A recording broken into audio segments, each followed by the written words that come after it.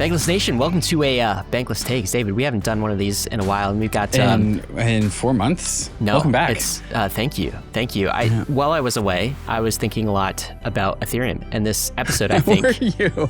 Well, I was thinking about other things first, and then toward the end, I started thinking about Ethereum again. Yeah. And I don't think you'll ever not be thinking about Ethereum. It seems that way. Yeah. I mean, it's embedded pretty deep at this point. And I had a few thoughts, some things to say as we're coming back. And I think that's the subject of today's episode, really what Ethereum needs to do. And I've got some takes, and I feel like you and I have different lenses on some of the problems / solutions for Ethereum. I think my lens, if I were to like throw something out there, my lens is more memetic, right? So like my focus and aperture is like, hey, what memes and what social layer changes around those memes does the Ethereum community need to adopt moving forward?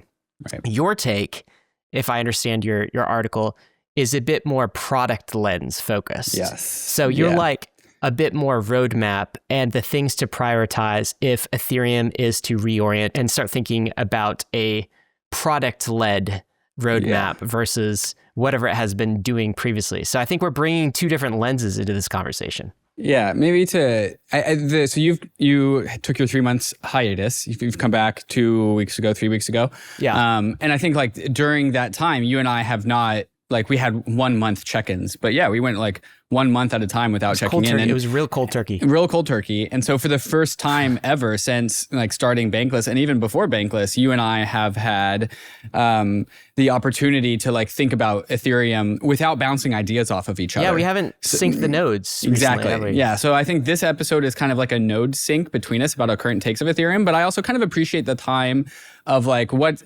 does it look like for like David and Ryan respectively to like come to their own conclusions about Ethereum while they aren't always like sharing such a strong brain space that we've always shared. Right. And like, I think our attention focuses have diverged. I don't think we have divergent opinions, but we have just simply focused on different things. And I think that has become apparent as you come back and you have 3 articles that you've written. I have 1 article that is going live on the newsletter tomorrow from the day of recording. And so, yeah, we get to kind of like put these 2 things together and see what meshes and what doesn't mesh. Yeah, I think that's what's cool. And so maybe that's going to be the structure of today's episode. Basically, what's really interesting is just last week, this is kind of current events, ETH was up 44% in like a 72-hour period of time. Honestly, incredible. This is like the largest gain since like 2021, since like it jumped from 200 to like, something a lot higher in that era. So interesting that no one really knows why. That's what's funny to me, right? Is they caught a lot of people off sides. Of course, the ETH bulls were like, "Oh, we told you so." And like I was among them. We're I'm back. Like, There was nothing ever wrong in the first place. Well, see, that last piece is kind of the danger spot, I think, because it's very much for me. I was sharing that Kobe, a big sports guy, I was sharing that Kobe Bryant meme to use, like "Job not finished." Honestly, I had no idea that was somebody Kobe asked. Bryant. It's like a meme, right? It's like somebody asked him during playoffs or something. I don't know. Basketball fans get this right, but like, hey, like he had a really good game. Like, aren't you excited about your game or whatever? He's like, so like, why would I be excited? Job's not finished. And I feel like that is true for Ethereum right now. Right. We got 44% last week. Let's not rest on our laurels. We are still at 0.024 ETH BTC. Job's not finished. We have just barely gotten started. Okay. So this, in our opinions, I think, of like mine and then also yours, is what Ethereum needs to do to like finish the job. And I think that's the context for today's episode. Maybe we could also define what we think a finished job looks like too. So like what are the outcomes that we're going for? Yeah. I guess, I mean, by way of preambles, a few things I'll say. It's like maybe the first thing for me, I mean, we've talked about my first love, I think your first love. I mean, like I had Bitcoin before this, but it was really Ethereum that kind of like sent me down the crypto rabbit hole. And it's because of this holistic idea of programmable internet money, this DeFi economy, all emanating from a programmable smart contract platform. So I think what's the goal? What's the end state? For me, this comes from a position of love, like very much, I want ETH to win. Like emphatically, like I truly do, because I want that complete vision for a bankless money system to win. And Bitcoin has pieces of it, right? But if you look at it doesn't have the programmability part. If you look at all of the activity that's happening is happening off chain in like, Michael Saylor accounts and with, custodied Bitcoin tokens, IOUs essentially. It's not the full vision of DeFi that we were promised. And then you have alternative layer ones that make some big centralization sacrifices because I don't think they're going for the state, the nation state resistant sovereign money thing. Right. And so from my perspective, what do I want for Ethereum? Like what Ethereum needs to do, what Ethereum needs to do to win, essentially, is where I'm coming from. Yeah, I think the way that I would articulate this is that if Ethereum does all of the things that I think that it needs to do, and if it has the successful outcomes that we want it to have, ETH will be downstream of that, a sitting shoulder to shoulder with Bitcoin as the second money to emerge out of crypto. And so I don't consider like the flippening to be like the KPI, the metric, the goal of success here, because I don't think like, to me that kind of includes like the demise of Bitcoin partly inside of like the success of Ethereum. And I don't think that needs to be the case.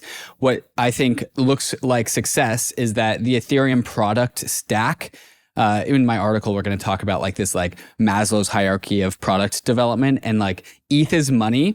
And ETH is like a non-sovereign store of value that's sitting shoulder to shoulder with Bitcoin, is downstream of a very coherent, very successful product stack. And so to me, a job well done, a finished job is that there are two crypto monies out there valued by the market, and that's Bitcoin and Ethereum. And like there's kind of like there's nothing else. We have the digital gold, and then we have this digital economy money, and those are the two valid contenders for internet money. That's what success looks like to me. Strong Ethereum network, strong Ether the asset, both of those things. I think we're in full agreement on that. Well, it's a lot of preamble. Maybe we should get to it. But before we do, we want to thank the sponsors that made this episode possible. In the Wild West of DeFi, stability and innovation are everything, which is why you should check out FRAX Finance, the protocol revolutionizing stablecoins, DeFi, and rollups. The core of FRAX Finance is FRAX USD, which is backed by BlackRock's institutional BUIDL fund. FRAX designed FRAX USD for best-in-class yields across DeFi, T-bills, and carry trade returns all in one. Just head to frax.com, then stake it to earn some of the best yields in DeFi. Want even more? Bridge your FRAX USD over to the Fractal Layer 2 for the same yield plus Fractal points, and explore Fractal's diverse Layer 2 ecosystem with protocols like Curve, Convex, and more, all rewarding early adopters. FRAX isn't just a protocol, it's a digital nation, powered by the FXS token and governed by its global community. Acquire FXS through frax.com or your go-to DEX, stake it, and help shape FRAX Nation's future. Ready to join the forefront of DeFi? Visit frax.com now to start earning with FRAX USD and staked FRAX USD. And for Bankless listeners, you can use frax.com/r/bankless when bridging to Fractal for exclusive Fractal perks and boosted rewards. Imagine a world where your day-to-day banking runs on a blockchain. That's exactly what MANTLE is building, powered by a $4 billion treasury and poised to become the largest sustainable on-chain financial hub. As part of their 2025 expansion, MANTLE is introducing 3 new core innovation pillars that bridge traditional finance with decentralized technology. First is their enhanced indexed fund, aiming for $1 billion in AUM by Q1. It provides optimized exposure to Bitcoin, ETH, Solana, and USD, complete with built-in yield opportunities. Next, MANTLE Banking promises to revolutionize global value transfer through seamless blockchain-powered banking services, bridging crypto into your daily life. Finally, MANTLE X blends AI with DeFi to deliver an intelligent, user-friendly experience for everyone. And the best part is that this is all in addition to their already launched products like MANTLE Network, METH, and FBTC. Ready to step into the future of finance? Follow MANTLE on X at @MANTLE_official and join the on-chain revolution today. Have you ever imagined Bitcoin and Ethereum truly working as one, unlocking the full potential of Bitcoin, DeFi, and more? Meet HEMI, a groundbreaking modular network designed precisely for that vision. Co-founded by early Bitcoin core dev Jeff Garzik. Unlike other layer 2s that treat Bitcoin and Ethereum as separate silos, HEMI connects these giants into a single, powerful super network. With HEMI, users gain unprecedented asset portability and possibilities, combining Bitcoin security and value with Ethereum's versatility. HEMI's unique innovation, the HEMI virtual machine, integrates a fully indexed Bitcoin node directly into an EVM, enabling dApps that seamlessly interact with both networks. And with HEMI's proof of proof, or POP consensus, users benefit from truly decentralized, censorship-resistant Bitcoin-level security. Since its recent mainnet launch, HEMI has rapidly ascended the ranks as one of the top Bitcoin chains. With a thriving global community and robust ecosystem support, HEMI isn't just building a network, it's shaping the future of Web3, DeFi, and beyond. Visit hemi.xyz/bankless to learn more, discover ways to interact, participate in the leaderboard program, and be part of the community that's uniting Bitcoin and Ethereum. So when Ryan Sean Adams comes back from his 3-month hiatus, he immediately starts powering out a bunch of articles on Twitter. One is called The Blue Money Gospel, the second, Towards a United Chains of Ethereum, and 3, ETH commodity money backed by an economy. And so Ryan just comes in with a force. And really, I think you're sharing your thoughts. You're dumping your thoughts on Twitter. How do you want to proceed through these things? Is there an order of operations here? Where should we start? Yeah, I want to start with like 3 calls that I'm making. Really, the first is a call for maximalism. Mm-hmm. I'm just going to let that word just linger in the air, because I think a lot of people in the Ethereum community hearing the M word are immediately triggered, and that is intentional. I want you to be triggered. Right. This is a call for ETH maximalism, so I'll talk about that. It's also a call for nationalism, both Ether nationalism and Ethereum nationalism. And finally, it's a call for a change of the narrative. All right, so there's really 3 calls to action.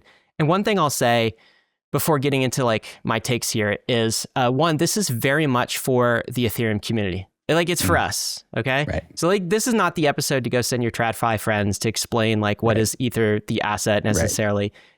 What the work that I am trying to do, and I think you were trying to do in your article, is internal. It's basically what we would call layer 0, the social layer that underlines all of these social technologies that are blocked. It's that kind of work. It's memetic We're setting work. The house straight. Yes. And of course, these are our opinions. This is Bankless Takes. So it's just like, we're not the only people in the Ethereum community, but we've been here for a while. We've seen a few things, and our takes are based on that. So these are musings meant for the Ethereum communities, not outsiders. And this is not technical work. This is layer 0 memetic core dev work, if you will. So, that by way of preamble. So maybe I'll just start with the first article I released, which I called The Blue Money Gospel. And this is really the call for maximalism, David. Now, when I say the M word, maximalism, okay, what does that trigger in you? Just the context, or what do you think that triggers in the average sort of Ethereum community member? Yeah, I think there's a negative connotation of like toxicity and closed-mindedness and being mean on Twitter. Like, these are, I think, the first like laser-eyed asshole kind of emotional reactions that I think people have to the word. Yeah. Is that your reaction, or do you see also a positive side of that? Yeah, I definitely see the positive side of it. It takes a little bit more cognitive work to see the positive side of that. But if I were to articulate the positive side of that, it is being like unrelenting, having an unrelenting focus and support of like a particular asset, and like espousing the positives of an asset, and as it deserves to carve out this niche in the market. Okay, so here's my case for why Blue Money Gospel and why Ether, the asset maximalism, not necessarily Ethereum, the network maximalism. And it begins like this. In order to win, Ethereum has to embrace the Blue Money Gospel. And that means ETH is good. ETH to $10 trillion is good for the world. Without ETH, the asset, there is no DeFi. Without ETH, the asset, there are no cyberpunk values. Ethereum will never be a strong Ethereum without a strong Ether. And so here's the problem, David. I am laying that out and putting that out in like very bold ways. I feel like the Ethereum community has been very weak in talking and presenting and evangelizing the value of this programmable, censorship-resistant monetary system, this money that lies at the heart of everything that we've created in this network, and that is Ether, the asset. Okay, we spend all our time on Ethereum, the network, talking about bringing other people's assets on chain, and like stable coins and real world assets and layer 2s, all of these things, and that's great. But that's only one half of making this economic system successful. The other half is Ether, the asset, and we spend almost no time evangelizing and talking about the value of Ether, the asset. And I would go further, David. I feel like embedded somewhere in Ethereum culture is this this hesitancy. Resistance? Yeah, the resistance towards like the money or the value of the currency. It's almost like a wealth aversion type thing. Like, okay, number go up, like bags go up. That's dirty stuff. Like we're better than that. Right. Yeah. And what I'm saying is, we're not better than that. We're not better than that. And actually that is a good outcome in itself is because when Ether, the asset goes up, DeFi goes up. In fact, the strong case of that is it's the only way we can possibly create DeFi and not be overrun by somebody else's assets, some form of tokenized Bitcoin on Ethereum and our layer 2s, some sort of stable coin.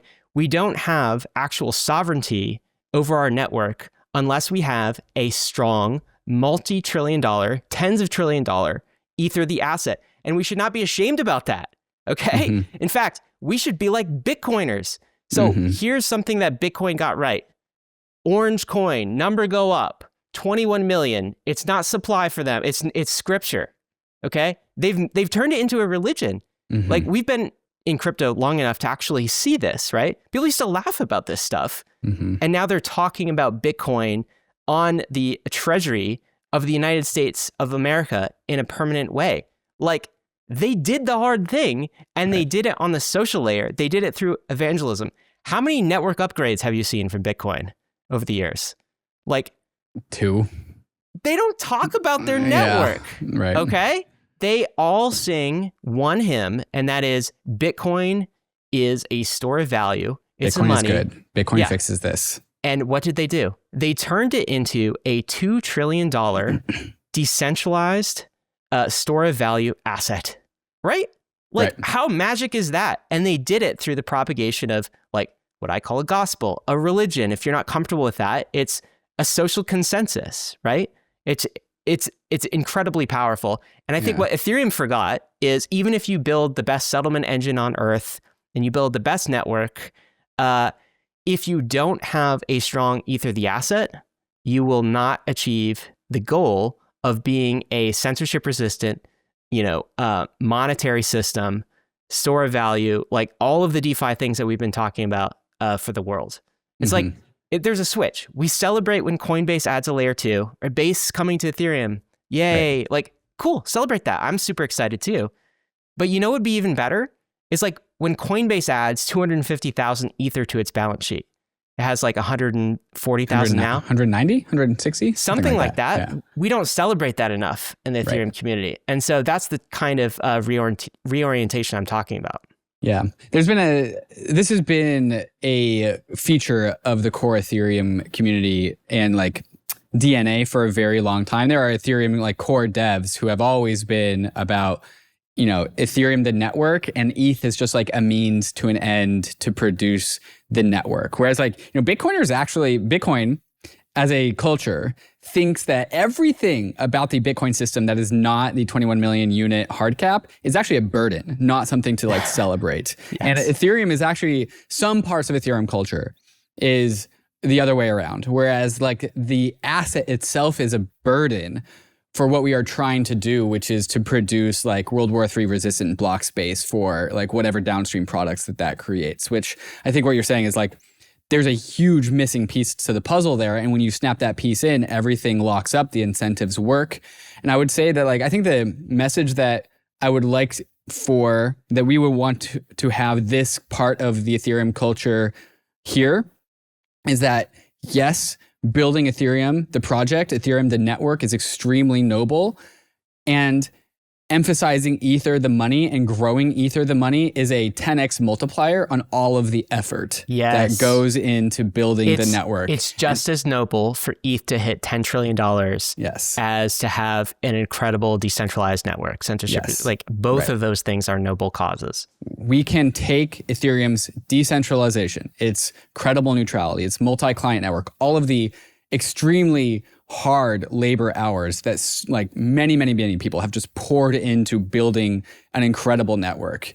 And we can 100x the reach of that network by simultaneously investing into the value of the currency, which itself has properties of that network imbued in it. Yes. And so there's financial properties of the asset itself that has all of the same properties that we have been working so hard to create in the network that now the asset has. And we should not shy away from the nature of it being a financial asset. We should actually lean into that. I think that's what you're saying. 100%. You know, there was a tweet thread, Donkrad, who's an EF researcher, for those that don't know, he put out a question on Twitter and just said, hey, what Ethereum apps require nation state level security resistance? That means be immune from nation state attack. What apps practically on Ethereum today do that? And, you know, people are throwing out different apps, you know, and different ideas like, well, is it like something like Zora? Is it, you know, something like stable coins, right? Zora. It's like my answer, Ether.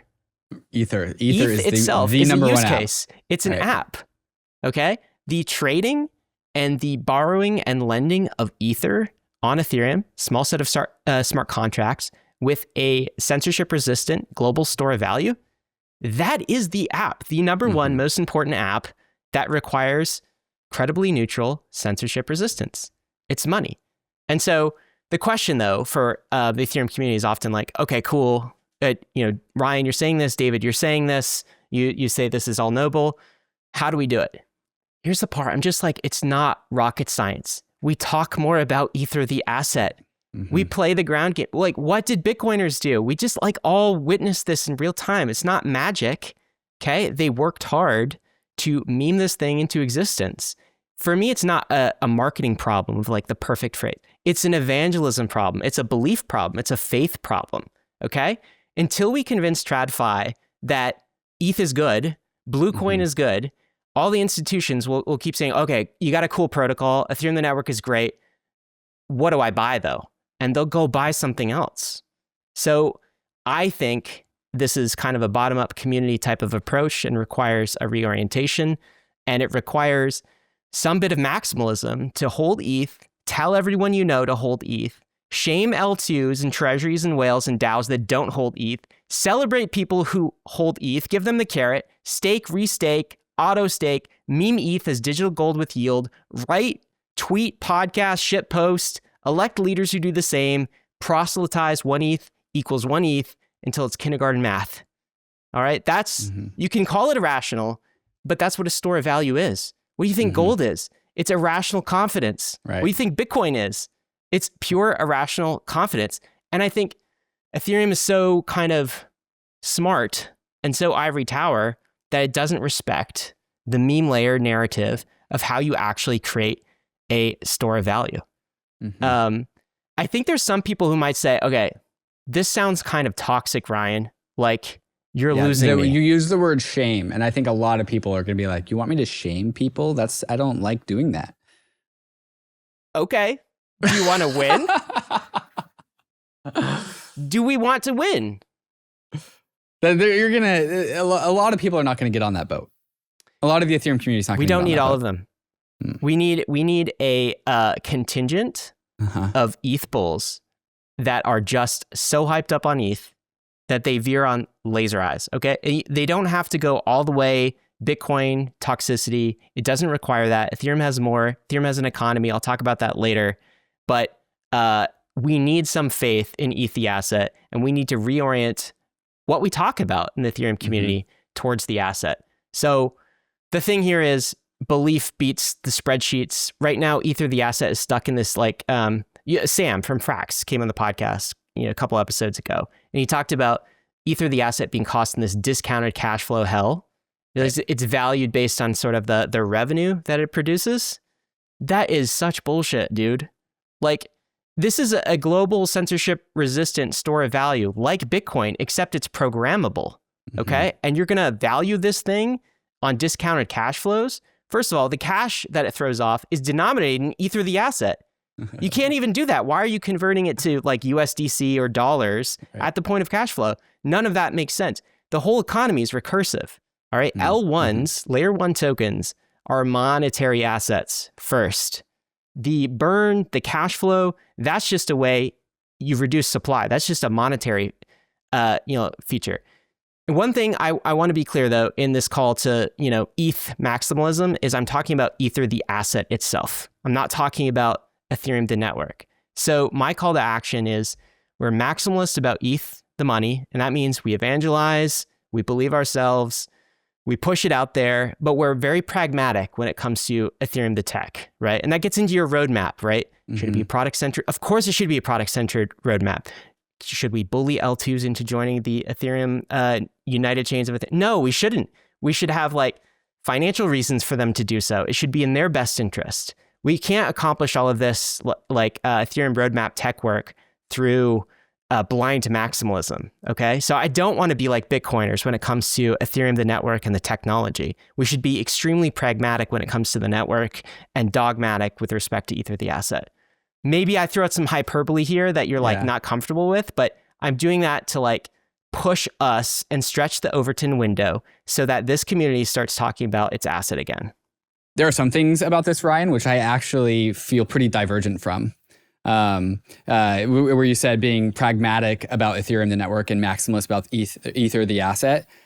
I actually have become more into the idea of being more maximalist about the Ethereum layer 1, and downstream of that, just more pragmatic about the nature of Ether, the asset. Now I'm also understand the case of being maximalist about Ether, the asset, and so I think we have to kind of unpack this. Maybe if we could turn to my article, we can open up this idea of this Maslow's hierarchy of blockchain development. And so I have this triangle, this pyramid, in this article that illustrates Ethereum, the layer 1 at the very bottom, and then Ether, the asset, at the top of the pyramid. And then there's a tech stack between these two things. So at the foundation of everything is the Ethereum layer 1, followed by devs and applications on the application layer, followed by users, followed by layer 2s, followed by Ether, the asset. And this article is trying to emphasize a reoriented, some people are calling this a pivot, a strategic pivot. I'm calling this a strategic pivot in Ethereum. Other people are calling it a reprioritization, whatever. It's all kind of semantics. But previously, I think we, as a network, as a community, as a roadmap, made the wrong order of operations when building out the Ethereum network. And so we put, first we went the Ethereum layer 1. Yes. And then we went layer 2s. Mm-hmm. And then we went devs, apps, and users on top of that. And then there was finally Ether, maybe at the top, but ultimately kind of discarded. And my mind was that is the wrong order of operations. And in order to realign the chakras of the Ethereum social techno tech stack, you need to put the layer 1 first. And you need to put more things on the layer 1 and scale out the layer 1. And so this realignment of the Ethereum roadmap is what I'm calling a product-centric roadmap rather than a roll-up-centric roadmap, entering a product-centric roadmap. And so there are a bunch of things, call to actions. I'll pause here, but there are a bunch of calls to action. Okay, let me make sure I understand, set this up for you. So you wrote this article called Restoring ETH's Product Money Feedback Loop, right? And the pyramid that you talked about with Ethereum layer 1 at the bottom. So it has Ethereum layer 1 at the bottom, and then above that has devs and apps, and then above that has users, and then only above that does it have layer 2s, and then on top is Ether, the asset, right? Yeah. So this is what you're saying is, I think you're saying that this is the state you would like Ethereum to be. Yes. But what you're saying, I think, is we started with Ethereum layer 1, and then we went straight to layer 2s, and now all of the devs and apps and users are supposed to sit on top of our layer 2s. Right. And that's the wrong layers of the cake. Right. And so you're I think what you're driving towards is we need devs and apps and users back on the Ethereum layer 1, and too much emphasis on the layer 2 at this point in the roadmap. I don't know if you'd say it was a mistake, but it's a detour, and we need to cut back to reprioritize the layer 1. The mistake that we made was that we built out this layer 1, and then we skipped all the way to layer 2s, and there were 2 or 3 steps that we should have taken before we started building out layer 2s. Primarily, we should have expanded the layer 1 as much as reasonably possible to keep everyone on the Ethereum economic hub. And so you want to be maximalist about Ether, the money.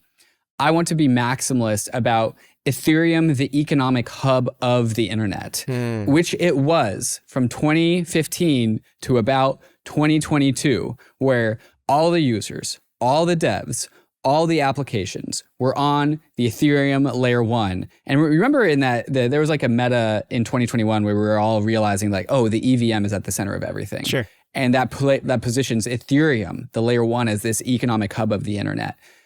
Ethereum needs to be restored as the economic hub of the internet.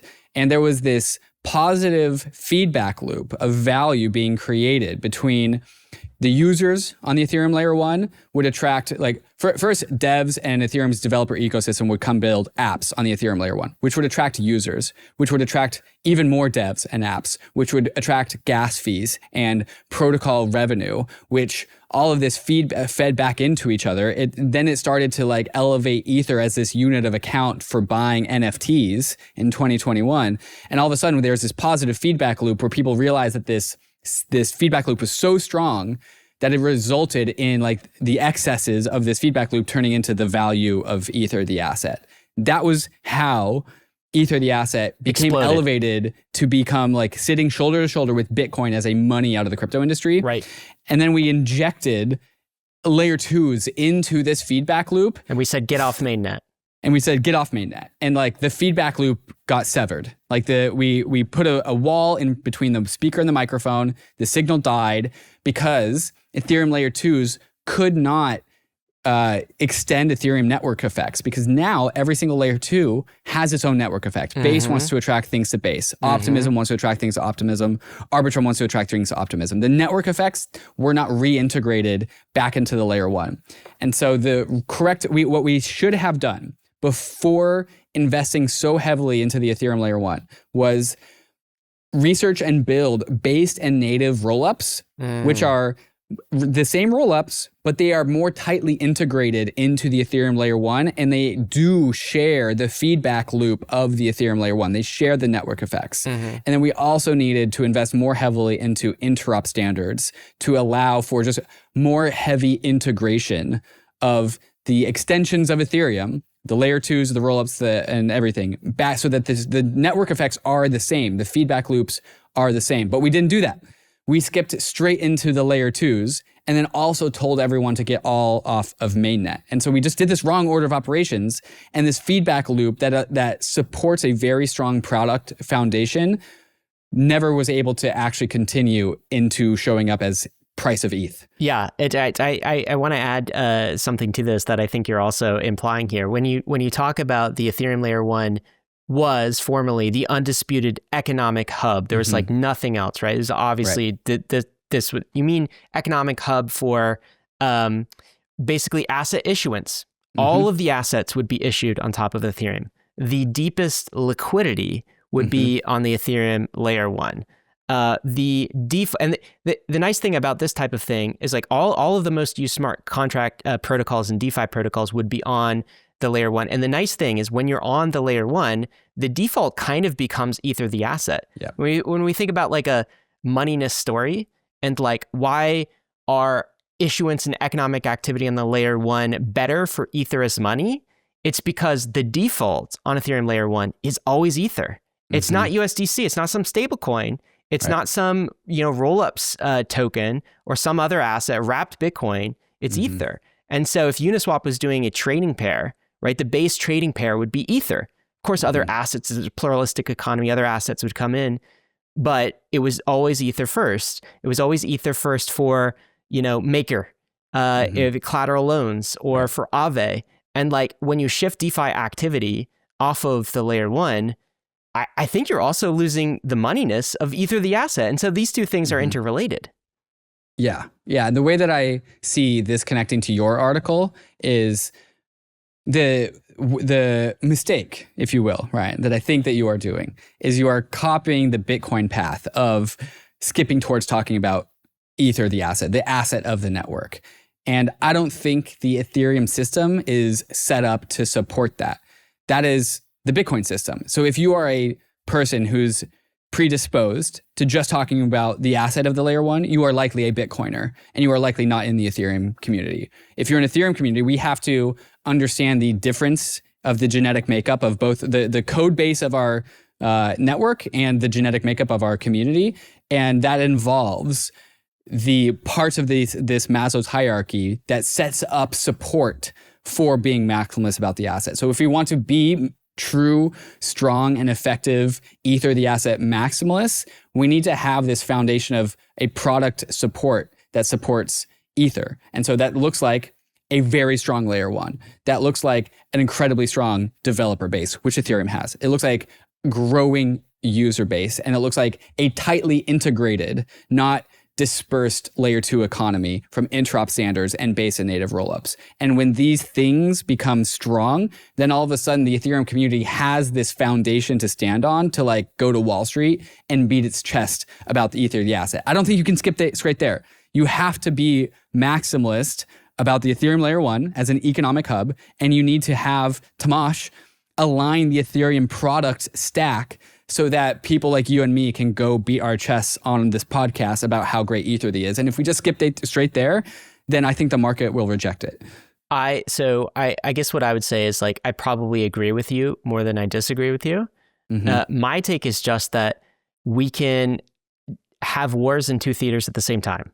So we can fight, Hitler in the East, and, we can war in the Pacific at the same time. There could be two fronts of this. And in fact, I think Ethereum needs kind of two fronts. We could chew gum and walk. We can meme ETH the asset and talk about its values and virtues as a programmable money, and get all the analysts in Wall Street to stop thinking of this as a cash flow asset and to view it as it truly is, which is the internet native currency of a massive decentralized on-chain economy. We could work on that. And by the way, that doesn't require dev cycles. That just requires a community of believers who can actually propagate this message while also pivoting and working on the Ethereum layer one roadmap and making this even more true, right? So like getting DeFi back on the layer one. And I think this is like a recursive, reflexive loop feedback cycle.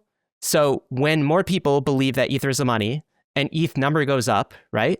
We get compounding returns to DeFi on the layer one. People start to believe, oh, this is actually like a store of value asset, right?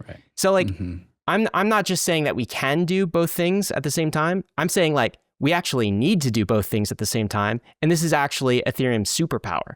So that's the one add I would make. I think you're right. I also think I'm right. I think we should do both at the same time.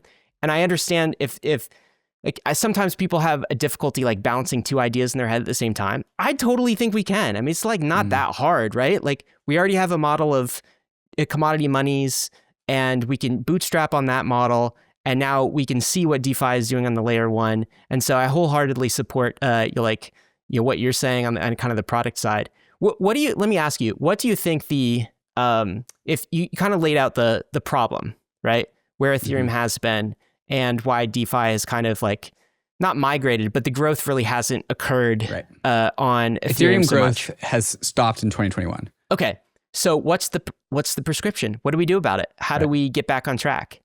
Right. Number one, we scale the layer one to as far as it can go while preserving the things that make the Ethereum layer one special. So that's censorship resistance. That is decentralization. I guess decentralization is a means to censorship resistance. Censorship resistance really is the primary property here.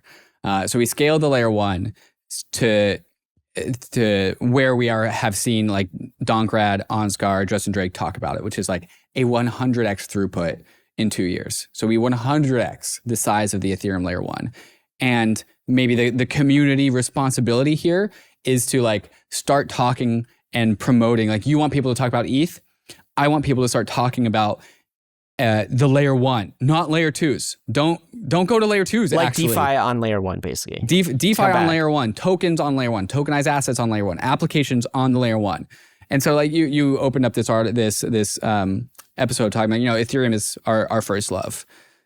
Ethereum, the layer one, is where we got started and where I want to be and the project that I want to invest my time in. And I would like it if layer twos became base and native rollups, because what does that mean? That means they are trying to be as deeply integrated as possible with the Ethereum layer 1. Once you are base and native, you actually, the lines between what a layer 1 is and what the layer 2 is are materially blurred. You are so close to the layer 1 that you might as well also be Ethereum. Yeah. But the layer 2s, like they're today, not quite that right now. they have too high a degree of freedom. The network effects do not recycle back into the layer 1. They are actually more competitive than what a positive sum grow the pie mentality. That's not their fault, by the way.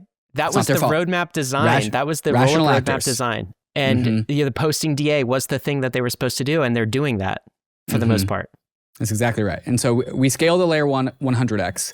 We turn the layer 1 into a ZK VM that's an enshrined rollup on the layer 1. We build out interop standards. We build out base and native rollups, and then we double down on users on the layer 1, applications on the layer 1, and then we take this product to Wall Street and be look, we have the best of both worlds. We have a scaled layer 1, and we have a fully extensible layer 1 with base and native rollups. And so the economic hub of the layer 1, what that looks like is the network effects.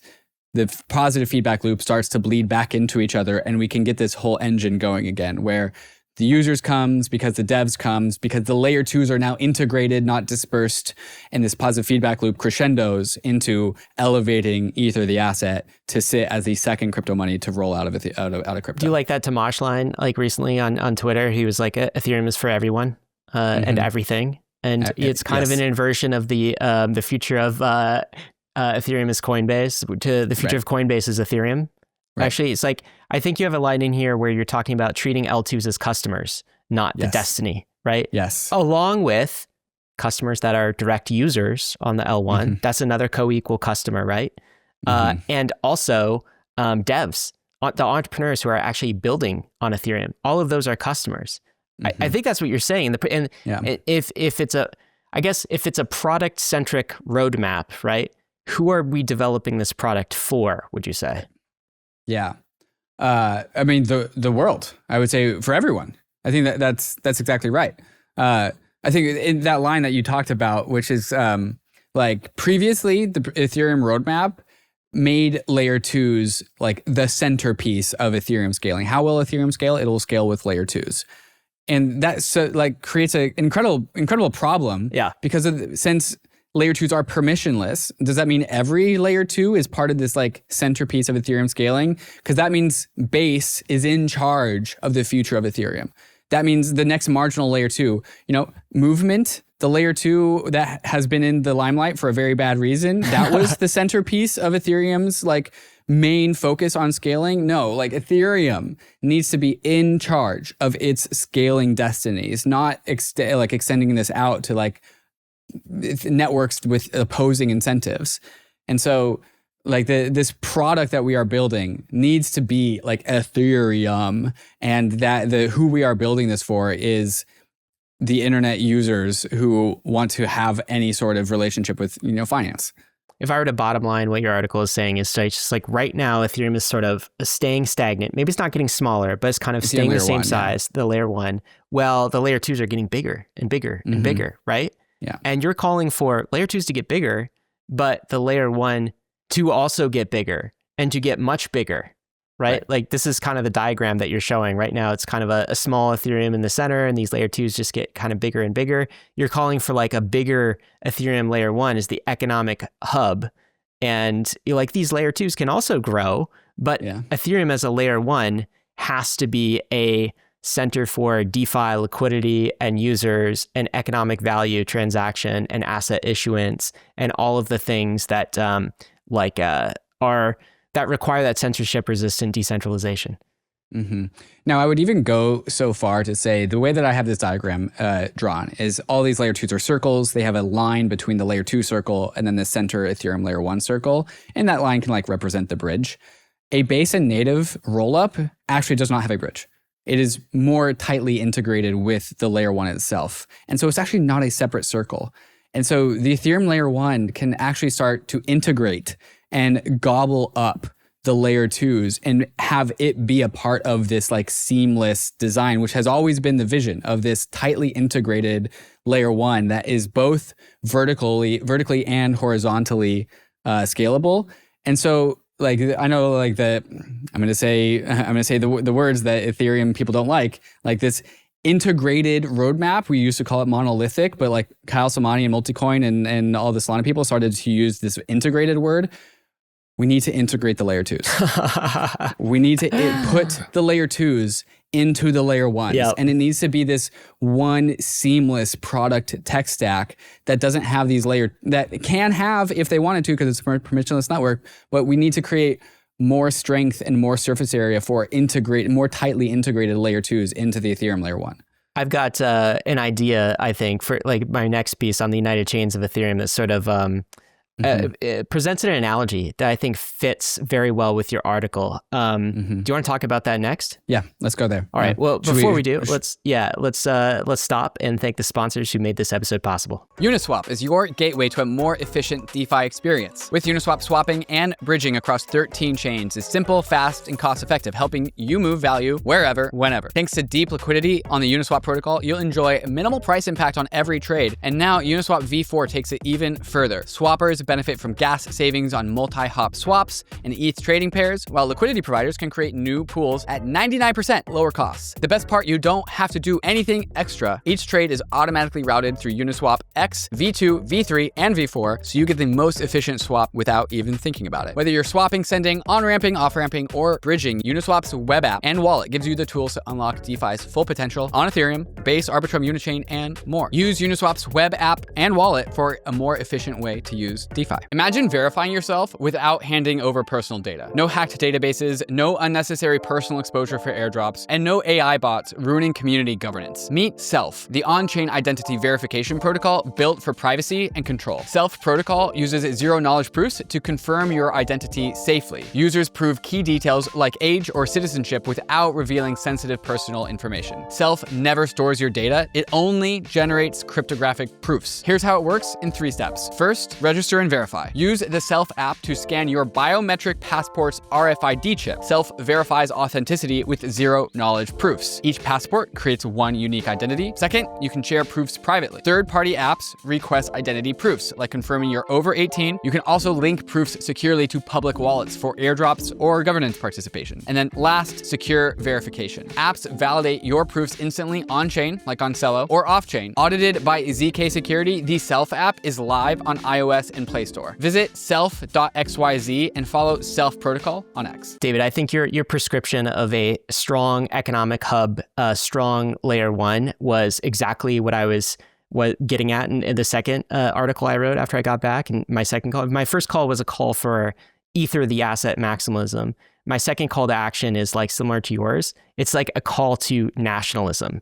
And I sort of, like a lot of the things that you said also resonate with me. And I was thinking about this analogy. You know, I've been somewhat obsessed about this, right? It's like comparing Balaji's network state idea has never gotten out of my mind. I think that's ultimately what we're creating. We're creating kind of these new substrates for human coordination and economic activity, almost like a nation state, except it's an internet native network.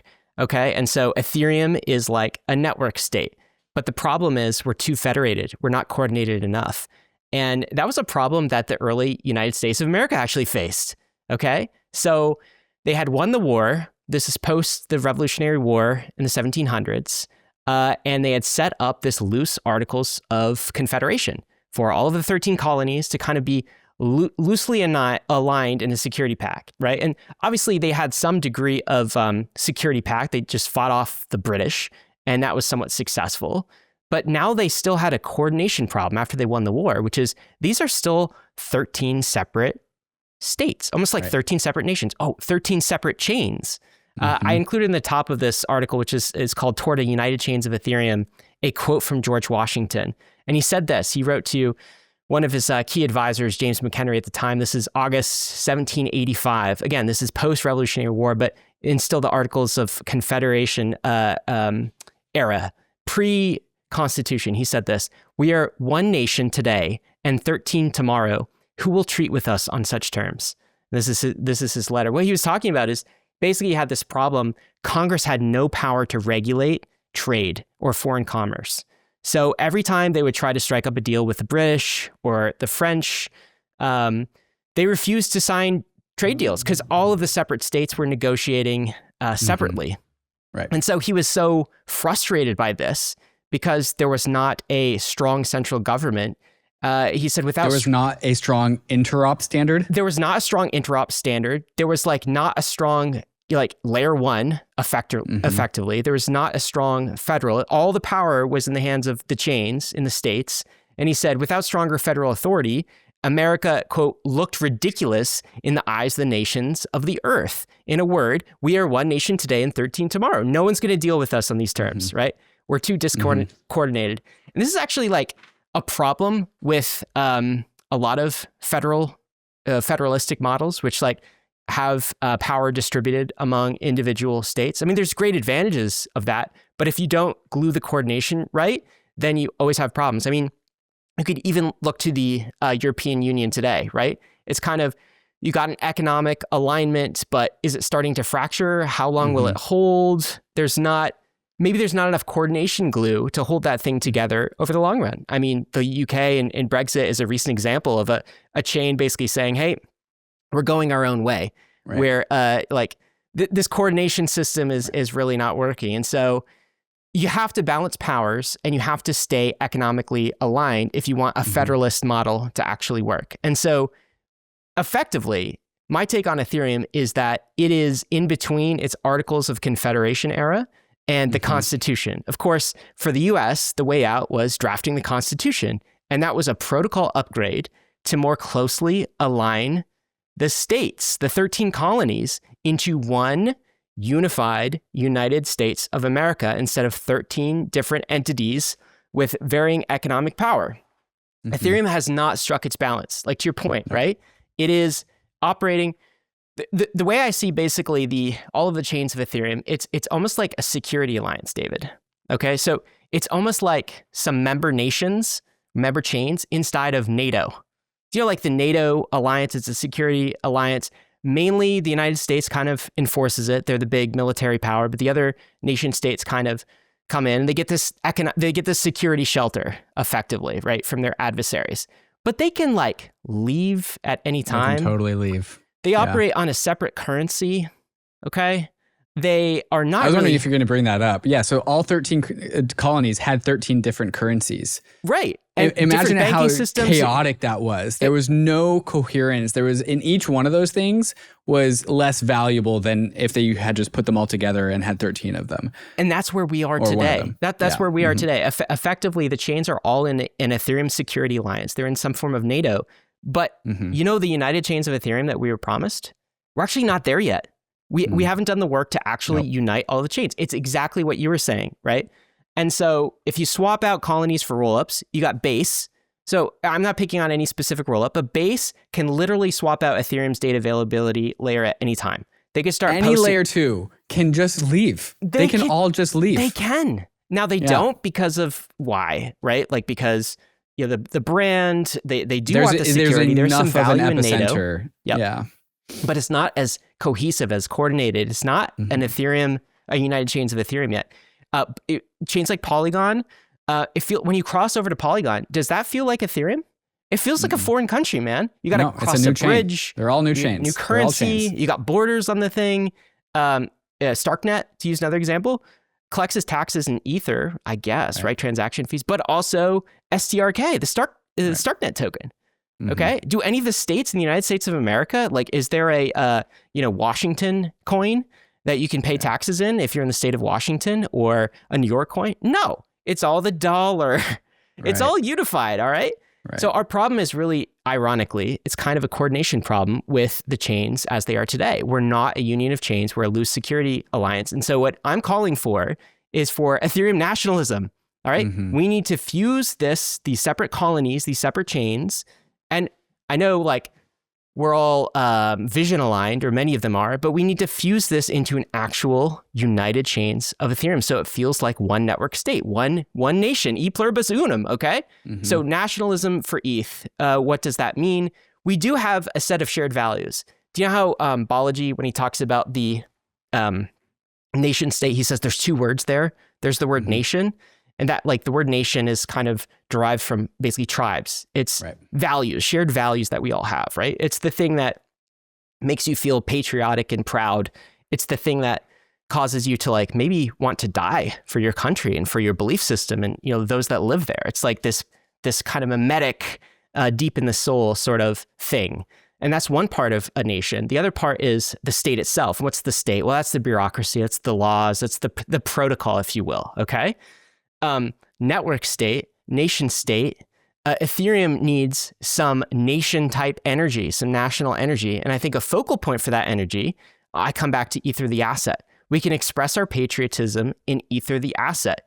Bitcoiners have this, they have strong nationalism. There's a thing called Bitcoin nationalism, and it's basically like stack sats, that binds us all. You know, that's what you do. That's the ritual. What's our ritual? It's buying Ether and holding Ether. Okay. If we want to express our values, like censorship resistant, what do? Buy, hold, and stake our ETH. If we want public goods, we want the EF to continue funding research. We want this a community to economically thrive. What do? We buy, hold, and stake. Same thing. We make ETH the indispensable asset that L2s also rely on.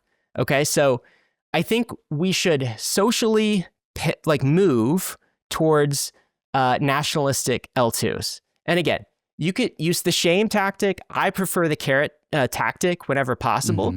But what would an economically aligned L2 actually look like? I think they should hold some of their treasury in Ether, the asset. How much? 10%, 20%? They should be invested in the Ethereum economy, right? They're part of the network of chains. So why not hold some of your reserves in Ether, the asset, accept transaction fees in ETH, put Ether as a center point in wallets and dashboards. You can measure their success by how much ETH they're importing into their network.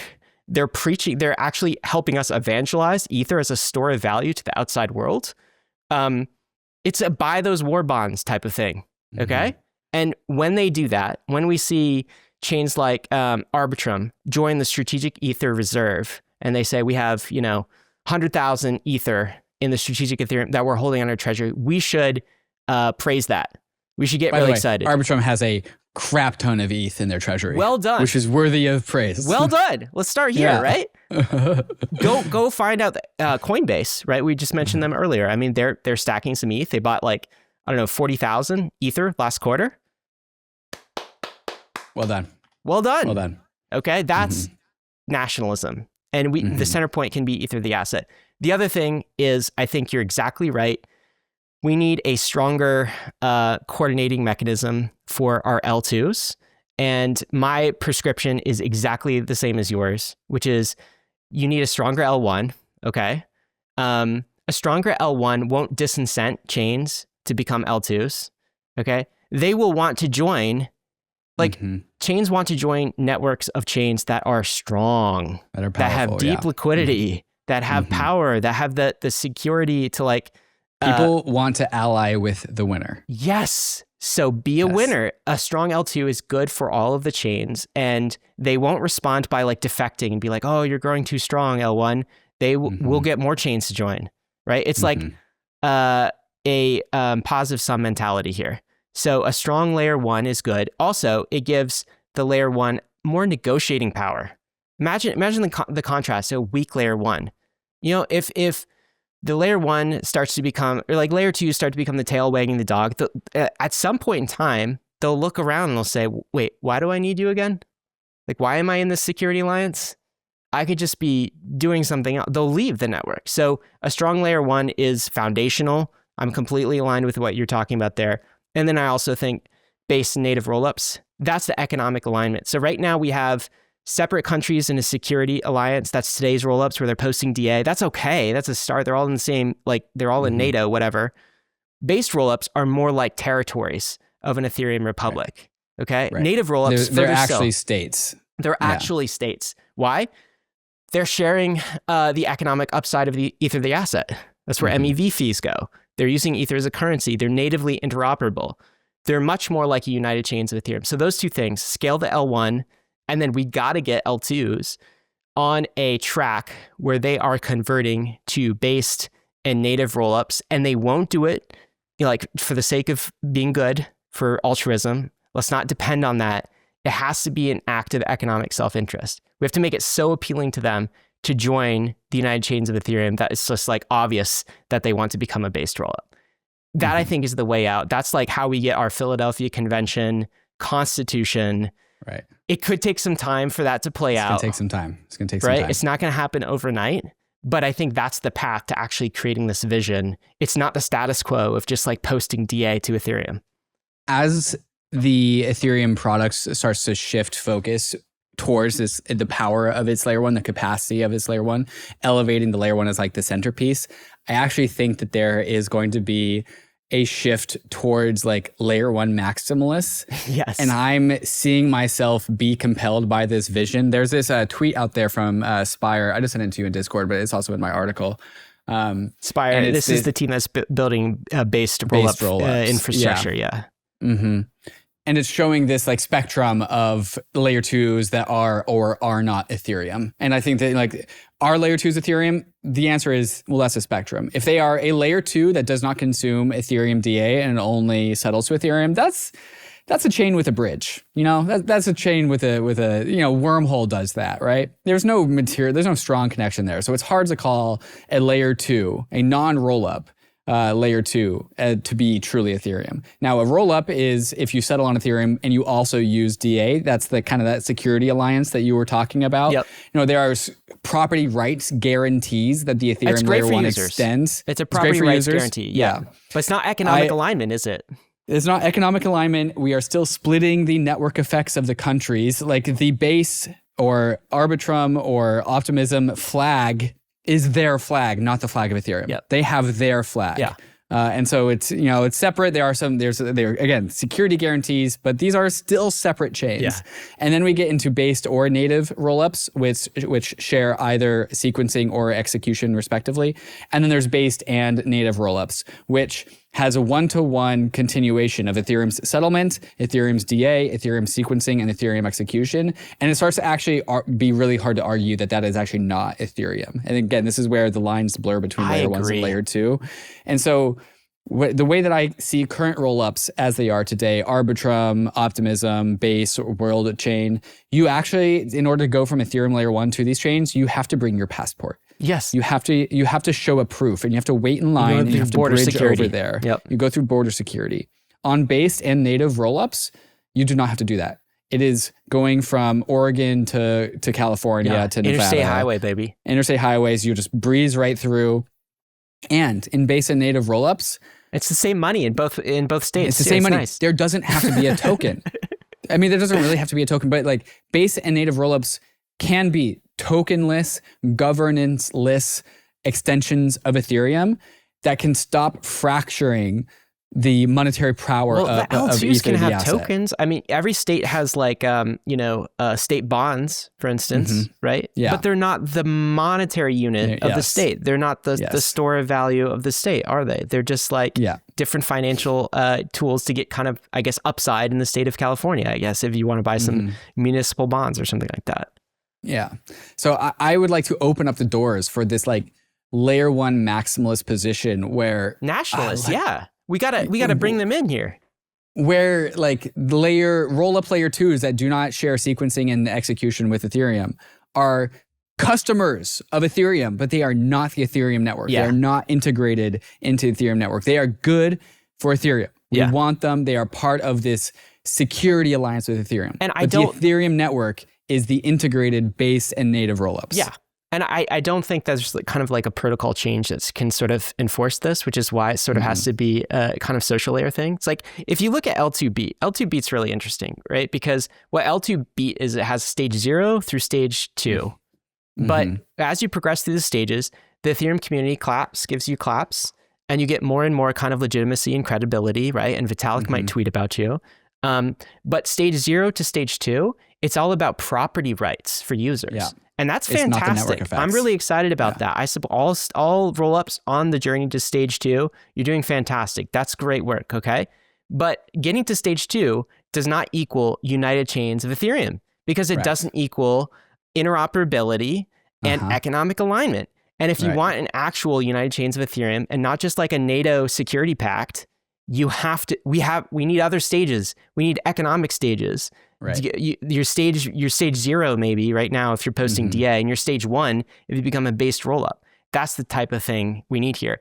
And I think if we don't do that, David, we talked about the US and they kind of crossed the chasm and they got their shit together and they created a constitution. They figured out their protocol. If we don't do that, there's a lot of examples of networks that have kind of disintegrated due to like too much federation. And I think a perfect example of this is Cosmos.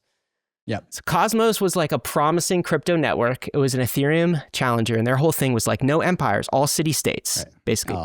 All really every chain is really powerful. And so they had no central force to kind of hold the network of chains together. And I know the project's not done. I know there's still some Cosmos people out there, but like they maintained a weak center. Atom never became a monetary unit for their ecosystem. There was strong tech, there was good values, but it was too fragmented to actually have an impact in the world. At least at current state, maybe they can pivot, but they have to pivot so hard at this point, and it's so contrary to their value system. Remember, we used to have people like Sunny on the podcast who used to call Ethereum an empire. Yeah, I mean, I've been calling Ethereum an empire, and I'm like, it's a winning strategy. It is a winning strategy, but the thing is, we're not pulling off our empire. We're not pulling off our America from the 1800s. And so nationalism of Ether, the asset, federalism of our chains, but with a strong central protocol, that I think is the prescription. You ready for the last take? Sure. This one's really short. Last article I wrote is Ether, commodity money backed by an economy. So first was about maximalism. The second was about L1, like nationalism, I guess. And the third is about narrative. And so this is kind of... what I feel like we're doing is we're telling a weak story for Ether, the asset. So this sort of goes with the blue money gospel. ETH is not a cash flowing equity. What is ETH?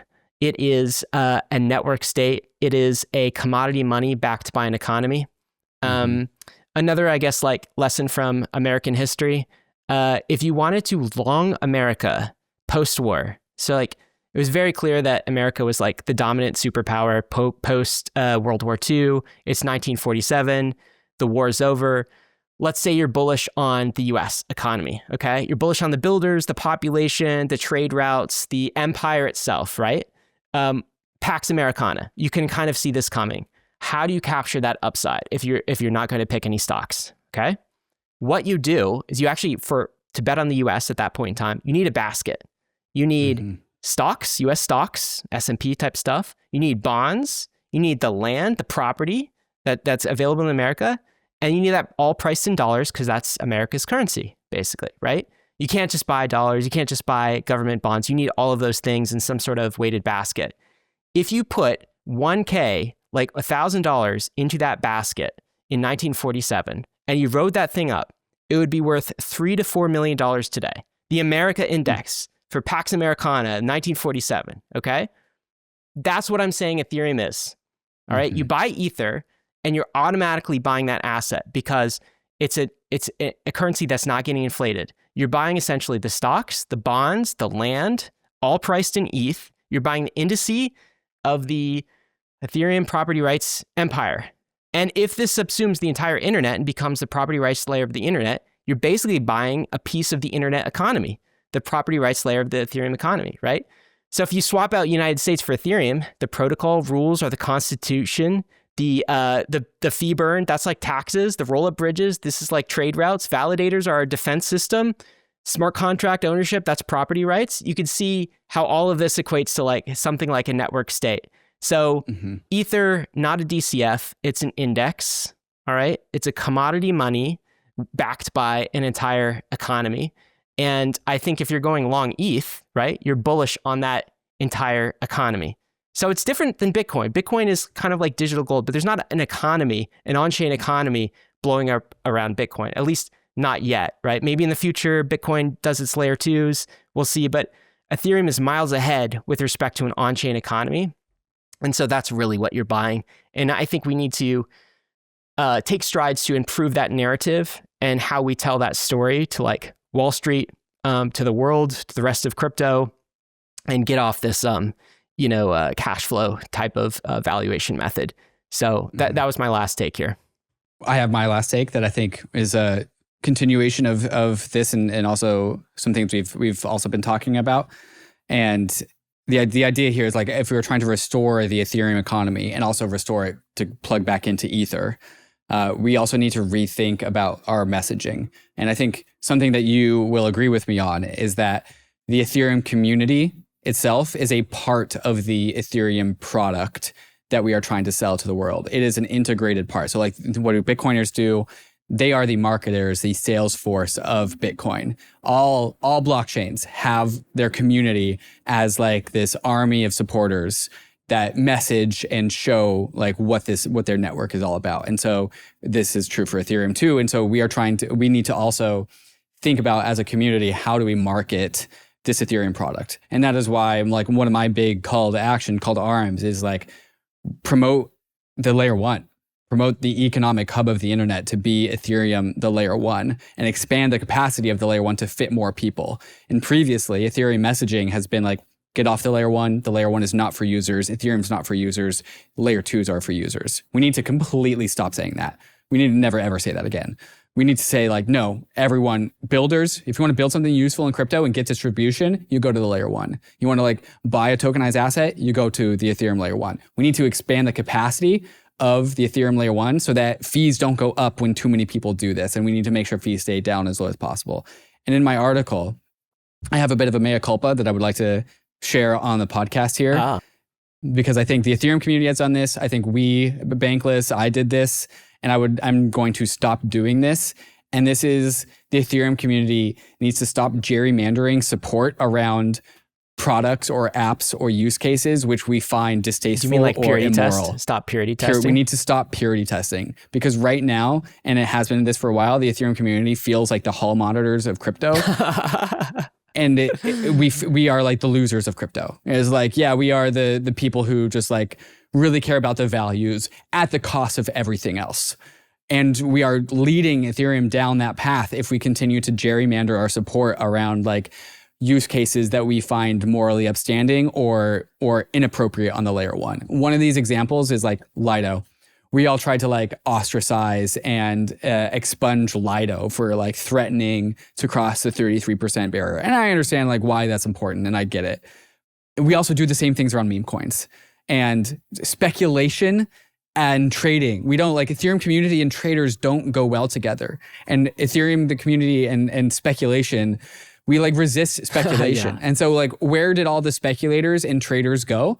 Now they're on Solana. And now we don't have that liquidity anymore. We don't have that volume anymore. And now we're trying to like start the engine back on our own economy. And we need to be more open to speculation and traders. And there's a tweet that Alon from Pump.Fun tweeted out that I think is perfectly correct. And he says, traders are easily the most important user group in crypto. I'll include speculators on this. Not creators, not devs. If traders don't see value, creators and devs don't eat and they go elsewhere. So if you're tokenizing anything, traders come first. And again, also speculators. Speculators, traders, they put the first dollar into a brand new application. They try things out first. They are the bootloaders for the application layer. And like the idea of like the internet economy, the internet marketplace requires traders and speculators to foster breeding grounds for good applications. And we need those applications to be on the Ethereum layer one, and we need speculators and traders to go on the layer one. So like we need to, as a community, stop like trying to say like the Ethereum layer one is for this X, or is not for that. Yeah.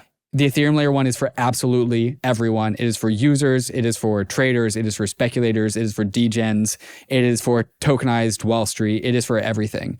And we can't be like moralistic about our network, especially when like one of the biggest values that the Ethereum ecosystem has is permissionlessness.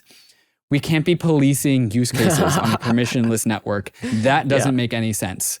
And so we have to just stop doing that and say the Ethereum layer one is for absolutely everything. Yeah. And I think that a way that we could do some of these themes, we talked about sort of, even using the word maximalism and nationalism and not purity testing, right? Is like, you don't have to be toxic in doing this, right? It's like you don't have to talk about all the other assets and all the other chains that are shit, and you can focus on the thing that makes Ethereum different and good and unique. Focus on the bright spots, right? Yeah. Like it doesn't have to be toxic, punching down or punching up on everybody else. It can just be like exalting the things that we feel like are valuable for the community. So let me ask you this in closing, David, as we kind of wrap this up. Again, these are all our takes. Like, take them or leave them, guys. So I mean, like, I'm curious to hear how people will react to this actually in the Ethereum community. But my question to you is, at this point in time, we just defined what winning actually means for Ethereum, and it's got to be some version of a multi-trillion-dollar Ether asset and a successful network where Ethereum, the layer one, is kind of the central economic hub for property rights for basically everything that gets tokenized on the internet. Okay, that's the win condition. Let me ask you this. Do you think Ethereum can still win? It is materially harder today than it was in 2021 or 2022. We have our work cut out for us because Bitcoin, its arc has continued. It has never stopped growing its branding as digital gold, and now it is treated as a special snowflake by the largest government in the world, the United States. There is a thing called a strategic Bitcoin reserve, and that is something that Ethereum ought to aspire towards. Meanwhile, as Ether has lost its moneyness, it has fallen itself back into an inferior valuation bucket, which is the smart contract layer one, which is a very crowded marketplace, which I don't know if Ethereum has the chops to compete in that marketplace along the likes of much more centralized, faster moving competitors, which are willing to cut corners. So it's now in an environment that it is not suited to win in, and it needs to get out of that environment. Ethereum has the highest upside. I think the Ethereum roadmap, the roadmap that all blockchains are on, Bitcoin is on the same roadmap. Like, Bitcoin wants layer twos, Solana has network extensions. All these things are kind of doing the same thing of building this grand unified vision for the blockchain. Ethereum has the largest upside of, if it executes that better than anyone else, and in a way that is inaccessible to Solana, inaccessible to Bitcoin. The grand unified vision of Ethereum is the largest TAM that exists, and only Ethereum has the ability to actually produce that, because the Solana version of like a roll-up centric roadmap it's constrained, and so is Bitcoin's. Ethereum has the possibility of the largest possible TAM. And we just need to get it there. And so, can it get there? Absolutely. So that's my take. It's hard, but it can get even getting close enough is fine too. We will get close to $5 trillion. Maybe we get $3 trillion. But yeah, all it has to do is try, and then we get trillions of dollars of ETH. I don't know. That's my take. What's your take? Yeah, I agree with that note of optimism. And particularly, I'll double click on, I think Ethereum has the most ambitious the most ambitious vision of anything in crypto, which is not just to become a store of value, but to become an entire on-chain economy. If Ethereum can pull off the reserve asset store of value and also the united chains of Ethereum, it is like unstoppable. I have no idea how large that could grow, but I think the market cap of gold is just like not sufficient. Do you know, like, if you have the entire internet economy built on top of this thing, what's the value of that? And so right now, I think the market is pricing Ethereum potentially, if you like believe that it can swing back towards some of these narratives that we've been talking about, is pricing it at a tremendous discount. You know, it's like it's 99% discounted to gold right now. It's like 87% discounted to Bitcoin. I mean, like, the ratio is at lows we haven't seen since 2021. Yeah. So the market's fading it hard. And if you think that the market is kind of underplaying it, and it's indisputable that of the two assets in crypto, the second that is most likely to become a store of value asset is Ether. And just on that basis alone, why is not Ether trading at $1 trillion? Just because it has a chance, okay? I think the market is saying, well, that chance is a lot lower than we used to think, right? Compared to Bitcoin. If you want to counter trade that, it's a tremendous opportunity to buy Ether at these prices. So look, who knows what could happen? Bitcoin always had a very narrow chance of making it to the other side, right? What they had was faith and conviction and a bunch of believers who always thought it was inevitable, right? Ether still also has a small chance of making it to the other side, but like, look at what it's doing. Look at how far it's come. So it's not something it still has some incredible assets on its balance 100% sheet that no other ecosystem has. 100%. So I wouldn't bet against it. Maybe there's an opportunity to get in at a good price. So I guess we'll end with that. Bankless Nation, thanks so much. You guys know crypto is risky. You could lose what you put in, but we are headed west. This is the frontier. It's not for everyone, but we're glad you're with us on the Bankless journey. Thanks a lot.